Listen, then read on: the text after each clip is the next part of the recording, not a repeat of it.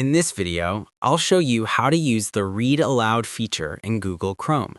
In the past, if you wanted Chrome to read web pages aloud, you had to install third-party extensions. Now, Google Chrome has a built-in Read Aloud feature, and you don't need any extensions at all. Let me show you how to use it.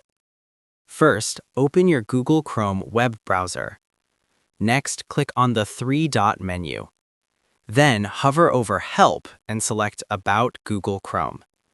Chrome will start updating to the latest version. Wait for the process to complete. Next, go to any website that has text, such as a news article or blog post. Once the page loads, move your cursor anywhere on the text and right-click. From the menu, select Open in Reading Mode. The page will now open in Chrome's reading mode, showing only the text without ads or images. Now, in the side panel, click the play button to start reading aloud. Forbes has been scanning the globe for billionaires since 1987. We found 140 of them that first year. It took 2 decades for their numbers to swell.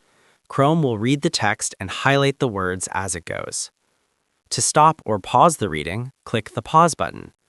You can also change the voice, reading speed, and highlight style from the same panel. One important tip: make sure the page has fully finished loading.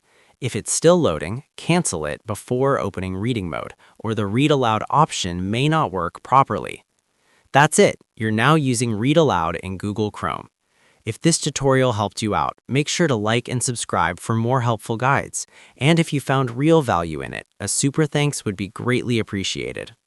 Japan's exports managed to rise last year despite the first fall in shipments to the U.S. since the pandemic, in a year that was roiled by tariffs from President Donald Trump.